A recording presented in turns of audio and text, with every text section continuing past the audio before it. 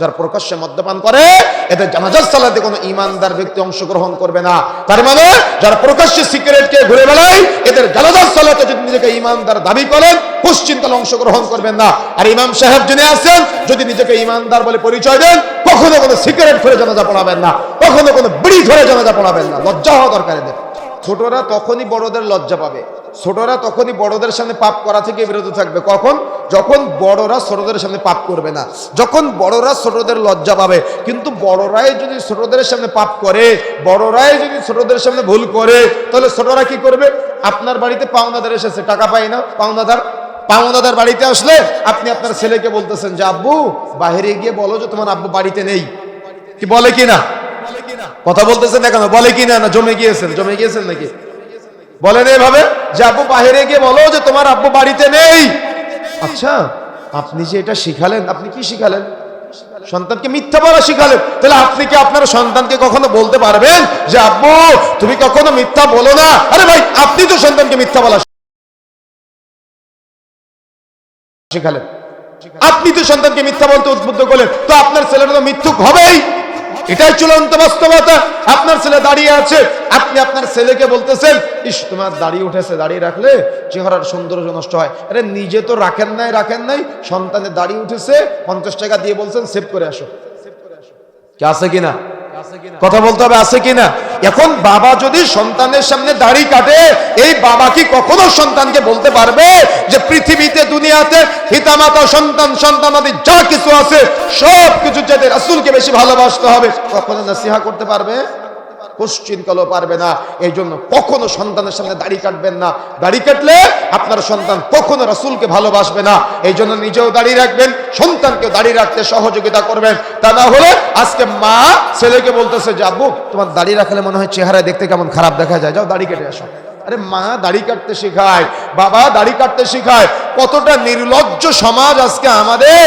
বাবা ছেলের দাড়ি কেটে দেয় আর ছেলে বাবার দাড়ি কেটে দেয়, দাদা নাতির দাড়ি কেটে দেয় আর নাতি দাদার দাড়ি কেটে দেয়। এই নির্লজ্জ সমাজ কিভাবে আদর্শিত হবে? লজ্জা আছে, শরম আছে? আপনার লজ্জা লাগলে আমার কিচ্ছু করার নাই, কথা আপনাকে শুনতে হবে। কথা বুঝেন নাই? দাওয়াত দিলে কথা শুনতে হবে, দাওয়াত দিয়েন না শুনবেন না।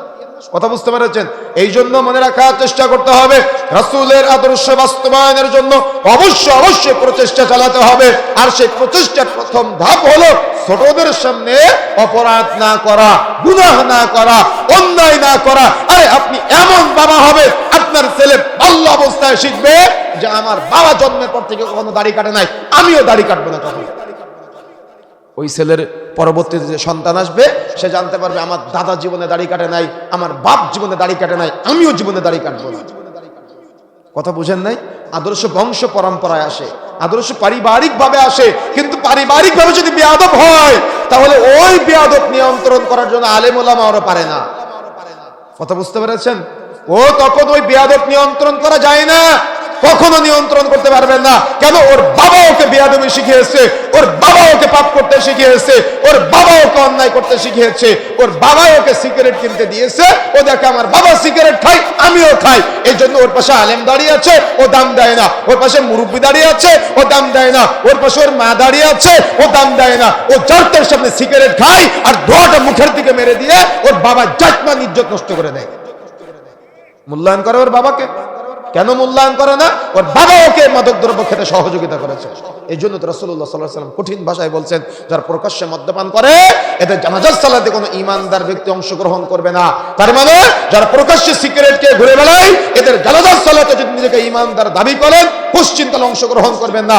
আর ইমাম সাহেব যিনি আছেন যদি নিজেকে ঈমানদার বলে পরিচয় দেন কখনো কোনো সিগারেট ধরে জানাজা পড়াবেন না, কখনো কোনো বিড়ি ধরে জানাজা পড়াবেন না। লজ্জা হওয়া দরকার এদের। রাসূলুল্লাহ সাল্লাল্লাহু আলাইহি ওয়াসাল্লাম বলছেন সালাসাতুন ক্বাদ হারামাল্লাহু আলাইহিমুল জান্নাহ, তিন শ্রেণীর ব্যক্তির উপরে জান্নাত হারাম। তার মধ্যে এক নম্বরটা হলো মুদমিনুল খামর, যারা নেশা জাতীয় দ্রব্য সেবন করে তার জন্য জান্নাত হারাম। যদি এটা হুজুরও খায় হাজী সাহেবও খায় তার জন্য জান্নাত হারাম। মদখোর, জুয়াখোর, ফেন্সিডিলখোর, হিরোইনখোর, বিড়িখোর, সিগারেটখোর, গুলখোর, জর্দাখোর, তামাকখোর, এই অপবিত্র বস্তু আপনি যাই খান না কেন আপনার দেহ হারামে জর্জরিত হয়ে যাবে, এই দেহ জান্নাতে প্রবেশ করবে না। এই জন্য সতর্ক হতে হবে, সাবধান হতে হবে। রাসূলুল্লাহ সাল্লাল্লাহু আলাইহি ওয়াসাল্লাম বলছেন যে ব্যক্তি একবার নেশাজাতীয় দ্রব্য সেবন করে তার আগামী 40 দিনের ইবাদত কবুল হয় না।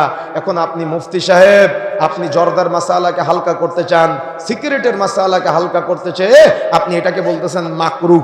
এখন আমি ধরলাম আপনার ভাষায় মাকরুহ, মাকরুহ মানে হলো অপছন্দনীয়। আরে আপনি তো রাহাবার, আপনি তো ইমাম, আপনি তো খতিব, আপনি রাহাবার হয়ে অপছন্দনীয় কাজ করেন কোন লজ্জায়? আমি আপনারটাই ধরলাম, কথা বুঝেন না মনে হয়, কথা বুঝতে পেরেছেন? রাহবারি যদি হয় পাপগ্রস্ত, তো রাহবারের অনুসারী যারা আছে তারা কি করবে? কথা কি বুঝতে পেরেছেন? এই জন্য সতর্ক হতে হবে, সাবধান হতে হবে। প্রকাশ্য যারা মদ্যপান করে, রাসূলুল্লাহ সাল্লাল্লাহু আলাইহি ওয়াসাল্লাম তাদের জানাজা সালাতে ঈমানদারদেরকে অংশগ্রহণ করতে নিষেধ করেছেন। লা ইয়াদখুলুল জান্নাতা মুদমিনুল খামার, যারা মাদক দ্রব্যের সাথে জড়িত, রাসূলুল্লাহ সাল্লাল্লাহু আলাইহি ওয়াসাল্লাম বলছেন তারা জান্নাতে প্রবেশ করবে না। একবার নেশাজাতীয় দ্রব্য সেবন করলে আগামী 40 দিনের ইবাদত কবুল হয় না। আর এরা কি করে? জর্দা দিয়ে ইফতার করে আর সিগারেট দিয়ে সাহারি করে।